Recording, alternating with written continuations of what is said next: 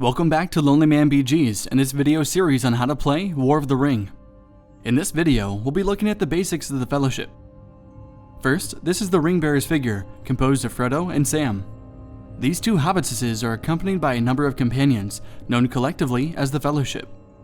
The Ring Bearers are hell-bent on throwing a ring down the magma chamber located in Mordor. The companions have a choice. They can stay with the Fellowship, protecting the Ring Bearers, or they can leave the Fellowship to perform other deeds.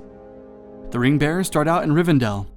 This figure represents the last known position of the Fellowship, and it is placed where the Fellowship was last declared or revealed.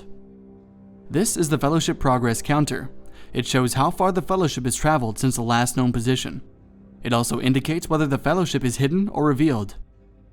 It is placed on the Fellowship track and moves forward one step each time the Fellowship moves. These 7 companion figures start out in the Fellowship of the Ring box, along with their counters. Once a companion leaves the Fellowship, the figure moves to the map, and the counter is removed from the Fellowship box. Carrying the burden of the ring is difficult, and this is represented by corruption. Corruption is a numerical score that can increase up to 12 points. At the beginning of the game, it starts out as 0. If 12 corruption is ever reached, the Ring Bearers have failed their mission, and the Shadow player wins. Now, we've gone over the companion character cards before. At the beginning of the game, all companions are in the Fellowship, so their cards are stacked to form the Fellowship deck. As long as a companion is left in the Fellowship, their card is also left in the Fellowship deck. Once a companion leaves, however, the card is removed from the deck to be placed on the table in front of the Free People's player. Now, the Fellowship also needs a guide. At the beginning of the game, Gandalf the Grey is the guide, and his card is placed on top of the deck. This ensures special abilities are readily accessible. The guide may only be a companion who has the highest level. If there is a tie, the player may choose between those companions.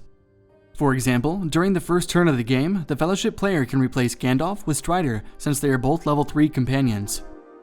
At the end of the Fellowship phase, or if the Fellowship changes, the Free People's player may nominate a new guide.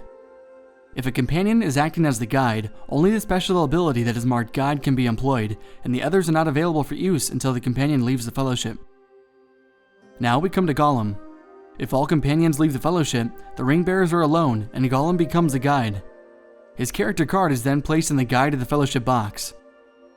This concludes our basic overview of the Fellowship. In the next video, we'll look at all the rules pertaining to how the Fellowship works. Thanks for watching.